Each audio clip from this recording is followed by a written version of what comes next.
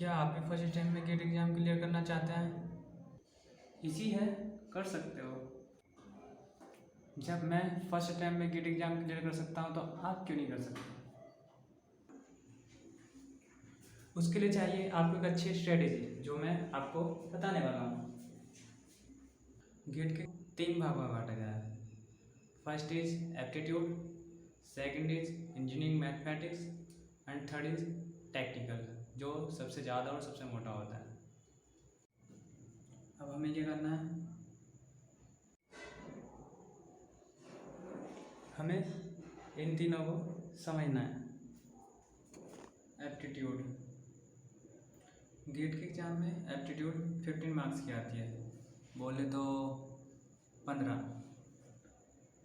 अब एप्टीट्यूड को 3 भागों में बांटा गया है।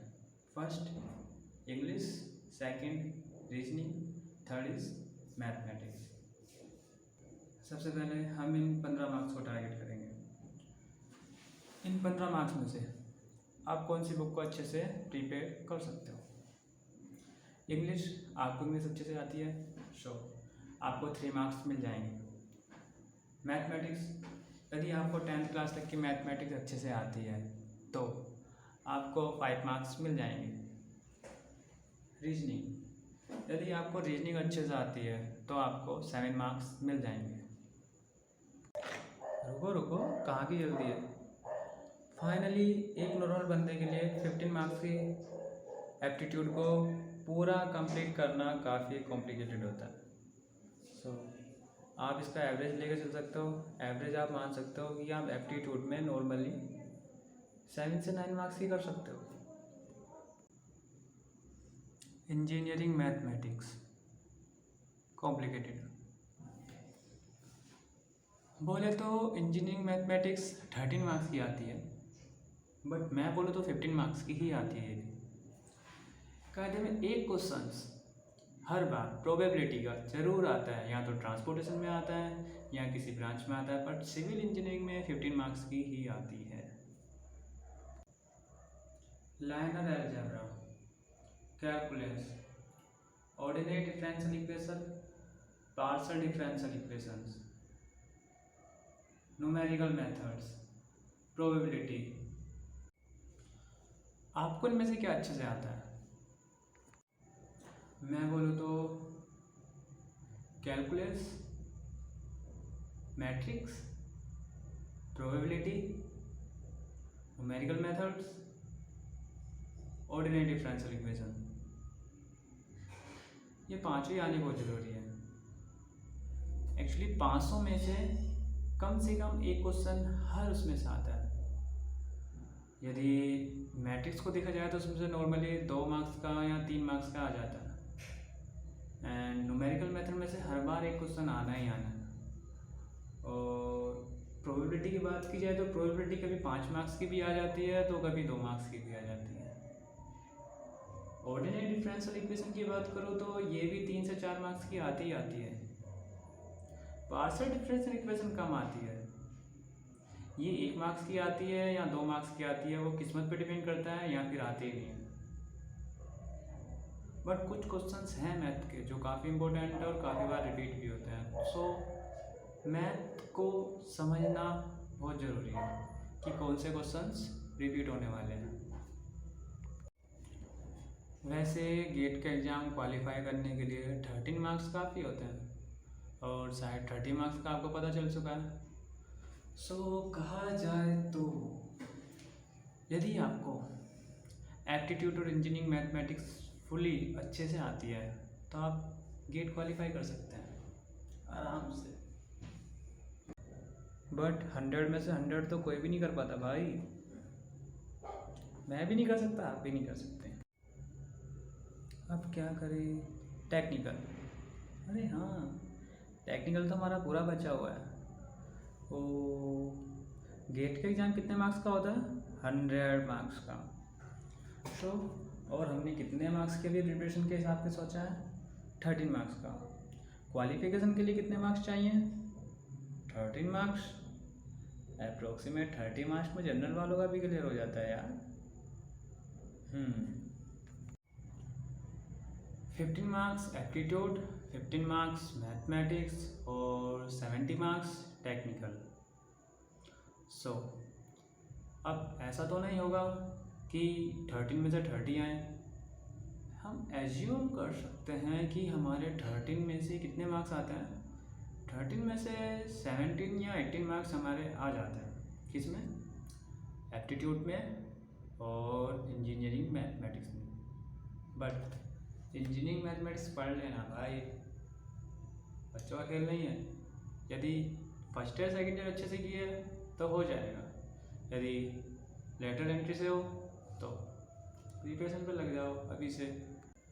टेक्निकल का स्कोप थोड़ा लंबा है और टेक्निकल में कई सारी बुक्स भी आती हैं। बट हाँ, ऐसा तो ज़रूर होगा कि कुछ बुक तुमको बहुत अच्छे से आती हो, क्योंकि हर किसी स्टूडेंट की कोई ना कोई फेवरेट बुक होती है। आपकी कौन सी फेवरेट बुक है? सो गेस्ट कीजिए और कमेंट कीजिए और मेरे को ज़रूर बताइए। एग्जाम्पल के तौर पे मैं सिविल इंजीनियरिंग को लेता हूँ। सिविल इंजीनियरिंग में 5 सेक्शंस आते हैं। 6 सेक्शंस आते हैं। 6 सेक्शंस में से कुछ सेक्शंस में से ज़्यादा मार्क्स का आता है, कुछ में से कम मार्क्स का आता है। बट कुछ सेक्शन ऐसे हैं यार जिसमें हर बार अच्छा आता है। सो क्यों उनकी प्रिपरेशन क्यों नहीं की जाए? चलो तो फिर बताते हैं। Structure, geotechnical, fluid mechanics, water resources और ट्रांसपोर्टेशन और इन्वायरमेंट और जियो इन्फॉर्मेटिक्स, टोटल हो गए 6। अब आपको इनमें से क्या पढ़ना है मैं कहूँ ना। So first transportation, second environment and third fluid mechanics and fourth geotechnical engineering. यदि आपको टॉपर बनना है तो फिर तो भाई मेहनत करनी पड़ेगी। बट हाँ, यदि आप क्वालिफाई करना चाहते हो, क्वालिफाई करने के बहुत फ़ायदे हैं यार। 12,400 रुपये स्टाइपेंड तो मिलेगा ही, चाहे कहीं से भी करो एमटेक। सो यदि आपको जस्ट क्वालिफाई करना है तो आपको सबसे ज़्यादा फोकस करना है रिपीटेड क्वेश्चंस। कौन से क्वेश्चंस रिपीट हो रहे हैं? सबसे ज़्यादा क्वेश्चंस जो रिपीट होते हैं वो ट्रांसपोर्टेशन के होते हैं। उसके बाद सेकंड नंबर पे क्या आता है? इन्वायरमेंट। इन्वायरमेंट में काफ़ी बुक्स हैं, बट फिर भी इन्वायरमेंट का सिलेबस कोई भी इंसान कवर कर सकता है। एंड ट्रांसपोर्टेशन को 1 मंथ दो और 1 मंथ इन्वायरमेंट को दो और बाकी का 1 मंथ अपना जियोटेक्निकल इन्फॉर्मेटिक्स को दो। जियोटेक्निकल इंजीनियरिंग में से सबसे ज़्यादा मार्क्स का आता है, 15 मार्क्स का जियोटेक्निकल इंजीनियरिंग में से आता है। सो आपको जियोटेक्निकल इंजीनियरिंग को सबसे लास्ट में टारगेट करना और सबसे अच्छे से टारगेट करना है। यदि आप इन 3 बुक को टारगेट करते हैं, ट्रांसपोर्टेशन, इन्वायरमेंट और जियोटेक्निकल इंजीनियरिंग, सो आपका गेट क्वालिफाई होगा ही होगा। और बाकी डिपेंड आप पे करता है कि आप इनको कितना अच्छे से पढ़ के जाते हो। सो आपको कितनी बुक्स पढ़नी है? एप्टीट्यूड पढ़ना है, इंजीनियरिंग मैथमेटिक्स पढ़ना है, ट्रांसपोर्टेशन पढ़ना है, इन्वायरमेंट पढ़ना है और जियोटेक्निकल इंजीनियरिंग पढ़ना है। यदि आप इन सब्जेक्ट को पढ़ के जाते हो सो नॉर्मली आपका 65 से लेकर 60% सिलेबस कवर हो जाता है। और क्या चाहिए? इतना कुछ मैंने बता दिया आपको, बट ऐसा होता कुछ नहीं। सो फाइनली आपका टारगेट क्या रहेगा कि आपने 65 मार्क्स की प्रिपरेशन लेके चल रहे हैं। Totally 65 marks maximum marks. So इस बात की गारंटी मैं देता हूँ, यदि आप इन सारे सब्जेक्ट को फुली प्रिपेयर करके चलते हैं सो आपके 30 मार्क्स आ जाएंगे, यदि फुली प्रिपेयर करके चलते हैं। यदि आप हाफ प्रिपेयर करके चलते हैं तो भी आपके 30 मार्क्स आ जाएंगे, क्योंकि इनमें से 65 मार्क्स का पेपर तो आना ही है। बट 35 से लेकर 40 मार्क्स के क्वेश्चंस ऐसे होंगे जो इजी होंगे और जो आपको आते होंगे और जो आपने बीटेक में पढ़े होंगे। बट बाकी के जो 20 मार्क्स के क्वेश्चन होंगे वो ऐसे होंगे जो एप्टीट्यूड बेस्ड पे होंगे या कुछ नए तरीके के होंगे जो आपने कभी नहीं पढ़े होंगे। सिलेबस तो पूरा कवर करना है जितना मैंने बताया, यदि आपको क्वालिफाई करना है तो।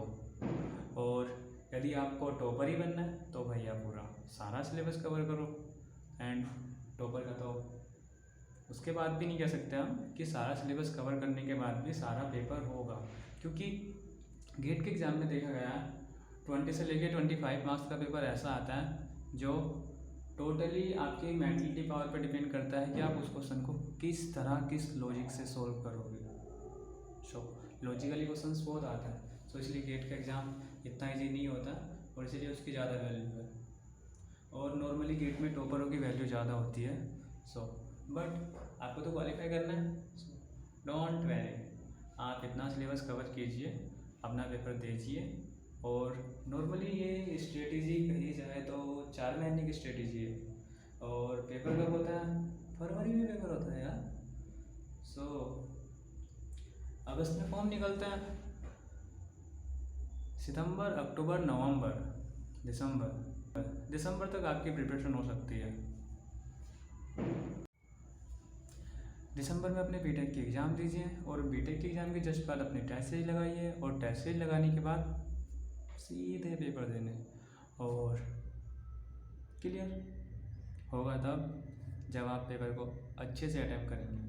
क्योंकि पेपर को अटैम्प्ट करते वक्त भी फोकस होना बहुत ज़्यादा ज़रूरी है, क्योंकि गेट के एग्ज़ाम में काफ़ी क्वेश्चंस तो ऐसे होंगे जो आपने बीटेक में पढ़े होंगे, बट उनको सही से पढ़ना और सही से सॉल्व करना बहुत इम्पोर्टेंट है। फिर मत कहना कि भैया ने बताया ही नहीं था कि पेपर को ढंग से पढ़ना भी है, क्योंकि मैंने भी ये गलती की थी और फर्स्ट अटेम्प्ट में सबसे होती है नॉर्मली फोकस। आज के लिए इतना ही। यदि आपको और डिटेल में जानना है तो प्लीज़ कमेंट कीजिए और मेरे को इन्फॉर्म कीजिए और सब्सक्राइब करना ना भूलें। और